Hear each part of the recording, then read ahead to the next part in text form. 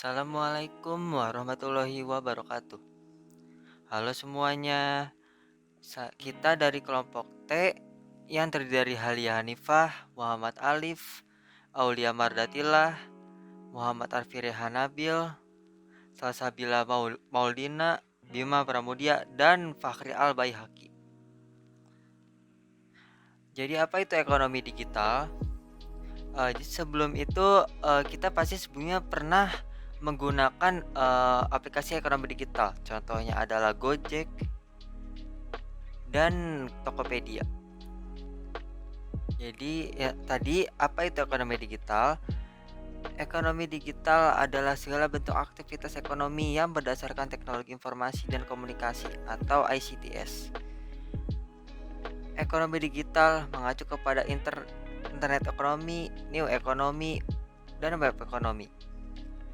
Lalu tadi dampak-dampak bukan ICTS adalah muncul barang jasa baru, cara barang jasa diproduksi, dan cara barang jasa didistribusikan ke pasar atau konsumer.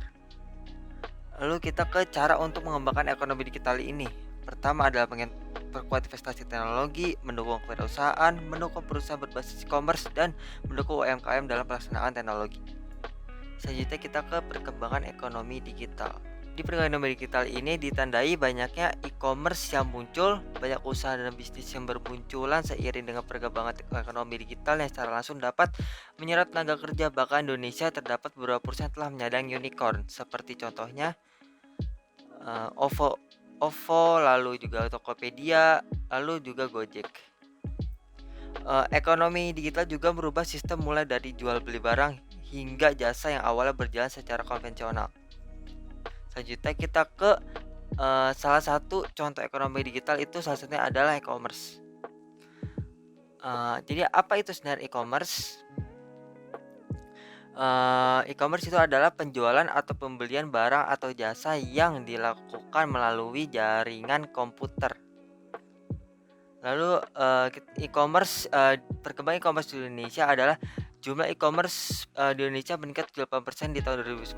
Lalu Indonesia pada tahun 2019 telah dicatat sebagai negara e-commerce dengan pertumbuhan tercepat di dunia. Lalu tipe-tipe e-commerce itu ada beberapa tipe. Satu, business to consumer, business to business, consumer to business, lalu consumer to consumer. Contoh consumer to consumer tadi itu adalah eBay. Kita ke dampak penggunaan ekonomi digital. Ekonomi digital memiliki dampak yang signifikan terhadap pertumbuhan produksi yang mengakibatkan terdorongnya efisiensi, muncul barang dan jasa baru, perubahan pasar tenaga kerja. Untuk pengusaha, digitalisasi dan menjangkau pelanggan lebih luas dengan masalah digital. Untuk konsumen, dapat melihat dan memilih produk yang dijual internet berdasarkan variasi informasi yang telah disediakan, lalu mempercepat pertumbuhan ekonomi nasional. Lalu kita ke biaya produksi.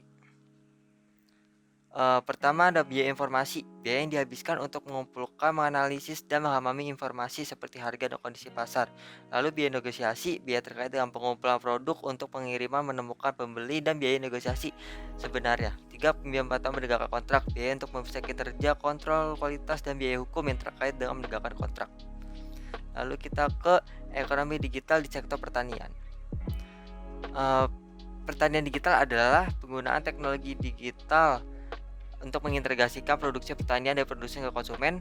Penggunaan peralatan secara digital dapat mengumpulkan, menyimpan, menganalisis, dan berbagi data elektronik dan atau informasi di sepanjang rantai nilai pertanian. Lalu dari pertanian digital itu dapat diciptakan berbagai peralatan untuk mempermudah para pelaku di sektor pertanian dan pengambilan keputusan berdampak pada peningkatan produktivitas produk pertanian, efisiensi biaya, perbaikan sistem distribusi, memperluas jangkauan pasar, dan perbaikan kualitas produk pertanian atau disebut juga food safety. Nah, contoh di pertanian digital adalah Argomart. Nah, selanjutnya terakhir kita ke kesimpulan. Kesimpulan tadi yang kita dapat adalah ekonomi digital telah berkembang pesat Indonesia seiring dengan perkembangan industri 4.0. Ekonomi digital adalah aktivitas ekonomi yang berbasis pada teknologi digital atau ICTS. Penggunaan teknologi digital diantara dapat meningkatkan produktivitas, efisiensi, jangkauan pasar, persaingan pasar. Contoh penerapan ekonomi digital di sektor pertanian adalah penggunaan teknologi digital di sepanjang rantai produk pertanian, e-commerce, dan smart farming. Jadi itu semuanya. Terima kasih.